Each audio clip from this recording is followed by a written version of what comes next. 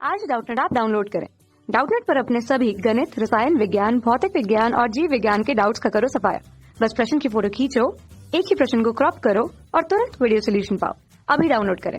Hello friend, प्रश्न है जीवधारियों की विभिन्न जातियों के उद्भव के संबंध में डार्विन के क्या विचार हैं। तो आइए इस प्रश्न का उत्तर देखते हैं।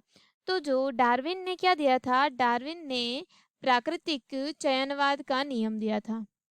ठीक है, यह प्राकृतिक चयनवाद का सिद्धांत दिया था। तो उस सिद्धांत के अनुसार जो जीव रहते हैं उन जीवों में पाई जाती है विभिन्नताएं। क्या पाई जाती है? विभिन्नता, या कह सकते हैं कि जीवों में पाई जाती है विविधता। ठीक है, विविधता तथा उनमें पाया जाता है अनुकूलन। और इस विविधता तथा अनुकूलन के आधार पर ही वह क्या करते हैं, वह जीवित रहते हैं। ठीक है, जैसे कि उनमें नई जातियों को निम्नलिखित चरणों द्वारा पैदा होती है। ठीक है, किस किस के द्वारा होती है? इसी के प्रश्न में था कि जीवधारियों की विभिन्न जातियों के उद्भव, मतलब कि नई जातियों का उद्भव से डार्विन ने क्या कहा था। ठीक है, तो पहला था अति उत्पादन क्षमता। क्या था? अति उत्पादन क्षमता। ठीक है, जो जीवधारी रहते हैं उन जीवधारियों में संतान की जो उत्पत्ति रहती है उसकी क्षमता अधिक रहती है। किसकी क्षमता अधिक रहती है?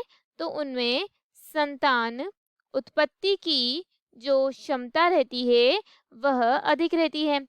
ठीक है, तथा कुछ जीव यह क्षमता, कुछ जीवों में जो संतान उत्पत्ति की जो क्षमता रहती है वह करोड़ों अरबों वर्ष तक रहती है, करोड़ों वर्ष तक रहती है। परंतु जलवायु में परिवर्तन के कारण, जैसे कि जलवायु में परिवर्तन कैसे हो गया, जैसे पर्यावरण प्रदूषण, ठीक है, तो इन सभी के कारण उन्हें क्या हो जाते हैं, रोग हो जाते हैं, उनके भोजन में कमी हो जाती है। जलवायु में परिवर्तन के कारण क्या हो जाता है कि यह जो संतान उत्पत्ति रहती है यह संख्या सीमित हो जाती है। क्यों हो जाती है? क्योंकि उनको रोग हो जाते हैं, भोजन के लिए उनको कम भोजन मिलता है, तो उनके लिए क्या हो जाती है, उनकी संख्या क्या हो जाती है, सीमित रहती है। ठीक है, इसके द्वारा भी नई जातियों का उद्भव होता है, जिसके क्या होता है कि जो वातावरण में क्या हो जाता है, अनुकूलित हो जाता है। दूसरा है जीवन संघर्ष। जीवन संघर्ष, ठीक है, तो अनेक संतान उत्पत्ति के बावजूद भी सीमित क्षेत्र में भोजन, जल, वायु, प्रकाश आदि सीमित मात्रा में क्या होता है, एक निश्चित मात्रा में ही उपलब्ध होता है। और जो नए उत्पादित जीव रहते हैं उनमें क्या होता है, आपस में संघर्ष होता है और सिर्फ वही जीवित रहता है जिसमें क्या होता है, जिसमें जो कि वातावरणीय कारकों से प्रभावित नहीं होता है, वातावरणीय कारकों से प्रभावित नहीं होता है, सिर्फ वही जीवित रहता है। ठीक है, तीसरा हो गया विभिन्नता एवं आनुवंशिकता। क्या हो गई? विभिन्नताएं, विभिन्नताएं एवं आनुवंशिकताएं। ठीक है, एक ही जाति के जो जीव रहते हैं, एक ही जाति के जो जीव रहते हैं उन जीवों में पाए जाने वाली जो भिन्नता रहती है उसे क्या कहा जाता है, उसे विभिन्नता कहते हैं। और विभिन्नता जीवन संघर्ष के दौरान, विभिन्नता जीवन संघर्ष के दौरान विभिन्न प्रकार की क्या करती है, परिस्थितियां पैदा करती है, जैसे कि अनुकूलन। ठीक है, विभिन्न प्रकार की परिस्थितियों के कारण जो अनुकूलन रहता है वह पैदा हो जाता है। ठीक है, अनुकूलन हो जाएगा तो क्या हो जाएगा कि जो जीव, वही जीव जीवित रहेंगे। मैंने जैसे आपको बताया कि जो जीव रहते हैं उनमें जो विभिन्न प्रकार की अनुकूलन के कारण विभिन्न प्रकार के उनमें चेंजेस आ जाते हैं।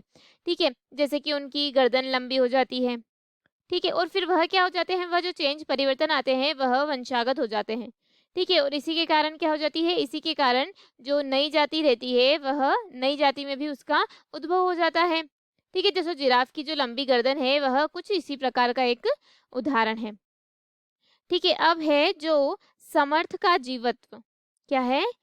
समर्थ, समर्थ का जीवत्व। ठीक है, तो जीवन संघर्ष में क्या होता है कि जीवन संघर्ष में अर्थात उपयोगी विभिन्नता वाले जो जीव होते हैं, क्या होते हैं, उपयोगी विभिन्नता वाले जो जीव रहते हैं वह तो सफल हो जाते हैं। ठीक है, तो प्रकृति इन जीवों को क्या करती है, उन जीवों का संरक्षण करती है जो वातावरण के प्रति अनुकूलित हो जाते हैं। ठीक है, तो प्रकृति क्या हो जाती है, उनके प्रति उनका संरक्षण करती है। परंतु जो जीव प्रकृति के अनुरूप नहीं होते हैं, क्या करते हैं, प्रकृति के अनुरूप नहीं होते हैं, खुद को अनुकूल नहीं बना पाते हैं, उनकी धीरे धीरे मृत्यु हो जाती है तथा वह धीरे धीरे नष्ट होने लग जाते हैं, या फिर कह सकते हैं कि वह विलुप्त हो जाते हैं। ठीक है। अब है जो वातावरण के प्रति अनुकूल। क्या है? वातावरण वातावरण के प्रति अनुकूल। ठीक है, तो क्या होता है कि निरंतर वातावरण क्या होता है?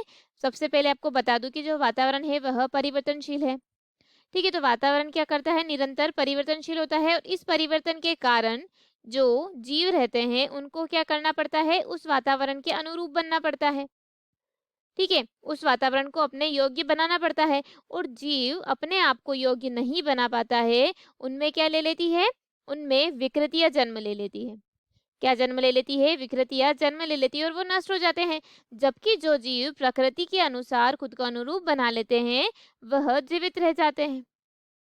ठीक है, जैसे आपने देखा होगा कि जो सरीसृप रहते हैं वह बहुत सारे जो ऐसे थे कि जो अपने आप को अनुकूल नहीं बना पाए, तो उनकी क्या हो गई है?